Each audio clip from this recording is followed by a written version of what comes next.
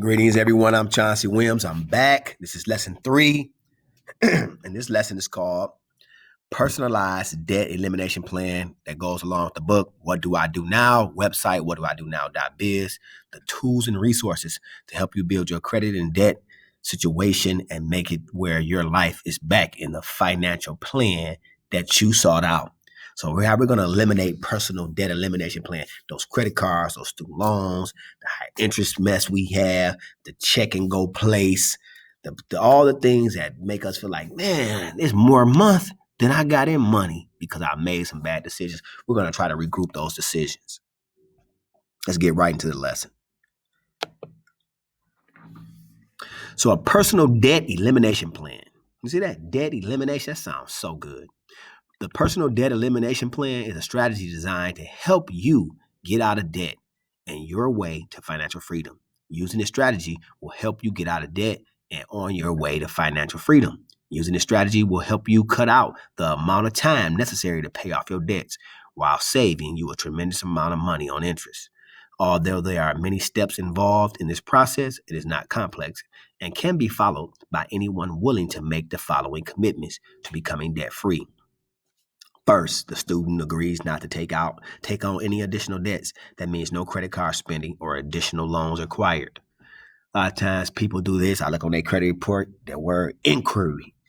You're only supposed to have a max of 3 inquiries a year because what you going to be applying for? A car, a house, job. If you've never had a credit card, you probably apply for a credit card. But you're not going to be applying for 50 things in a year. I've seen the highest of 24 inquiries this past month with a client. And I was just like, that's too many times. It just shows that your vulnerability to credit and you're desperate. Secondly, commitment to making consistent payments every month. So after you say, I'm not going to get no more new credit, I'm not going to have an inquiry, I'm not going to apply for anything, I'm going to make a commitment to making a payment instead of making an impulse. How about that? Okay.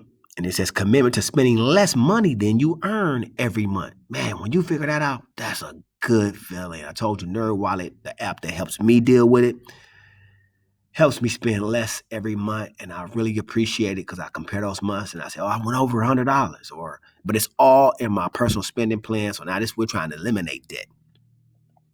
And number 4, willingness to analyze and alter your spending habits to stay within your PSP. Basically what we talked about in lesson 3, the previous, the lesson before this, okay? So the PSP that we had in the previous lesson. So now we're in lesson 3 and we're trying to eliminate actual debts that we got going that's revolving every month, but because of high interest or something. Where do we start with this personalized debt elimination plan? What's the first start? Step 1. Before you can begin to take action, you must be completely prepared and organized. Take the time to gather all your credit information and be prepared to list each creditor, balance owed, monthly payments, and current rate of interest. Step 2.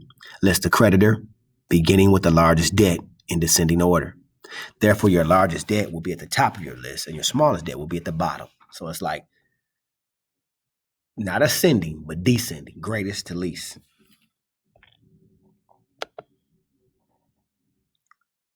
And here's an example of an exercise that we're going to do, and it's all set up, and I'll have numbers there for you. So you click on the link, you can get this sheet, and you'll also have this example. So it says, look at the categories. Loan, it says personalized debt elimination plan. So the date, so it's a month, right? Loan owed, name and number, interest amount, payoff, payments left, minimum monthly payment, due date. So that's that word right there. That's critical. We're going to play the game with these. I recommend these to my clients all the time when I do credit profiles for them. I show them the Snowball Effect. And I'll explain that to you. Step 3, your commitment to spending less money than you earn becomes of critical importance in this step, provided that you have been making all your monthly payments while spending less than you can earn. You use the leftover money to make at the end of the month as the basis for the increased payment. Add this leftover money to the minimum monthly payment on your smallest debt. Continue to make this increased payment until the debt has been eliminated. In other words, it's the snowball effect. List all your debts from greatest to least, find the lowest one, put all the money towards the lowest, get rid of it. Now that's zero. So then now your utilization rate's going to go up because now you're losing less credit. And you take that old payment. So step 2, you go on when your debt is debt has been eliminated, add the previous debt to the minimum monthly payment on your second debt. Continue to make this increased payment until the debt has been eliminated. So now you get into this process of seeing actual success with yourself. Then the next step, it says, continue to include your prior debt payment to increase your current payment and eliminate each debt. As you will see, make an increased payment in addition to your monthly payment will substantially decrease the amount of time it will take you to eliminate your debt. So you're also cutting time because it's going faster, and you're still making the minimum payments. But now when you pay off 3 debts and you working on that 4th debt, you got 3 minimum payments put in 1, and you got 3 that's paid off. So now you got 3 balances that say 0 because you done put the due diligence and the time in and consistent, hasn't bought anything new.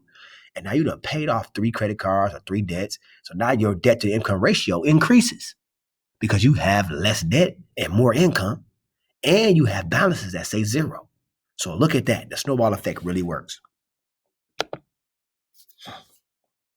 And so this is a debt summary sheet. Something I had this a while ago. This is me a long time ago. I remember this.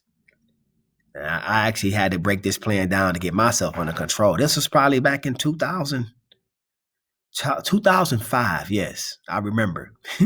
Look at Chauncey's debt summary sheet. So as you see, at the time I was in a condo, so I had a mortgage, a student loan that I had. It was a Perkins or something, 96 payments. Then it was a car loan I had.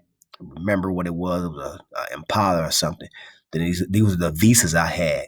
The Visas, MasterCards. I had 2 of them and a Macy's card. And we just broke down the payments. Not 27 payments on a Macy's card. That's not hypothetical. But when you look at the numbers, it's just an example to show you like the months that could go by. So then you take the debt and the amount owed, the monthly payments, number of payments. That's what the breakdown is. Whatever the debt is, how much you owe, what are the minimum payments, and a number of payments that you think that you can get out of with the minimum payments. A lot of times when you're just making a minimum payment, it goes on forever. But if you focus on it with the snowball strategy, you'll do a lot better. All right. Personalized debt elimination plan. I've showed you that, but here are the keys to success. So, all right. So since it's me, since Chauncey's Visa account, $145 plus $40, $185, began making a $185 payment on his second Visa debt. After 6 months, Chauncey has paid off the number 2 Visa debt at a savings of almost $1,200 in interest payment. So I don't look at it as I'm saving $1,200 in interest. I'm looking at I'm putting that $1,200 in the bank because I'm still going to pay off some other debts. The following month, Chauncey again compounded the previous $185 payment and made and added to his $85 monthly minimum payment for his master debt. And now look, I'm paying $270 on a debt that was only $85. With the increased payment, Chauncey was able to eliminate this debt within an additional 8 months at a savings of nearly $2,700 in interest. So a lot of people say, interest. No, interest is what they make off your money. So if you're beating the interest, you are saving money because you don't have the debt anymore. So then next, Chauncey included the $270 previous payment and added it to the next largest debt, which his minimum payment was $125. So look at this. So $395 going towards that debt instead of $125. So now it's like almost 3 payments being made to deal with one debt. So it eliminated that debt after 12 months. Okay. Next, Chauncey applied the previous debt of $395 towards his car loan, which was $400, and he put those together. That was almost $800. So he continued to pay $795 towards his car loan until this debt was also eliminated. With 4 additional payments, Chauncey completely paid off his car. Now, I actually did this. I did it, and it works. This works. Sometimes I pay the extra $100. Sometimes I pay the extra payment a month. And I just kept on doing it. But what I would tell you what it does is it affects the computer system at the bank, where I got a check the other day from a loan I paid off like 2 years ago. They just not catching up on their interest and figuring out that I was doing that. It was like, we got you this check. I done received 3 checks from them since I paid the car off. And I got the title and everything, but they looking like, whoa. And I remember one time I glitched the system because they thought I was late on some payments about 6 months. They had to go back and look and say, oh, he was making double and triple payments. So it was throwing their system off. They ended up adjusting my credit score, but that's one of the glitches of doing a system like that. Paying the extra payment, paying the extra $100, you're beating the interest. Now, Chauncey realized that he was making some tremendous progress. In the past 32 months, he had completely eliminated all his credit card debts and a truck loan, and he had only two loans left to be paid, his student loan and car loan. Chauncey felt very good of his accomplishments to date, and he knew that he would soon be completely debt-free life. And once you get there, and you see your check coming in, your salary coming in, and it's coming in, and you like, hold up, all I got is food and shelter I'm paying for. Because you're going to have taxes if you own a property, if you have a mortgage, if you pay rent. So you got to think, what am I willing to give up every month? I'll give up some money for some food. I'll give up some money for a place to stay. But why should I have to pay for a car every month? Why do down payments and stuff like that? Why my credit can't be good enough where I can just get some and I can pay it off in a good 3-4 years, and I can have that money in the bank, and I can save for retirement, I can have vacations, I can save for my kids' college. So you got to figure out how to cut that stuff out. Make the decisions to do the right thing. Again, that's Chauncey plan. Chauncey will eventually apply this increased amount of $795 to his $300 student loan, which is $795 plus $300, which was $1,000. If he continues to make his payment for the next 14 months, he will be able to eliminate the huge debt. Doing this, Chauncey will completely be paid off the debt for 3 years or sooner. He had $120 left at the end of the month, decided he would just use it to begin making his increased debt elimination plan payment. Therefore, Chauncey added the $120 to his minimum payment, $25 for the Macy's card, and made increased payments of $145, which in 2 months, Chauncey had paid off the entire Macy's account. Wow, Chauncey finished his 18 months sooner and saved $250 in interest payments. The following month, Chauncey compounded his interest of $145 and added to his monthly payment. And that's how he changed his credit situation.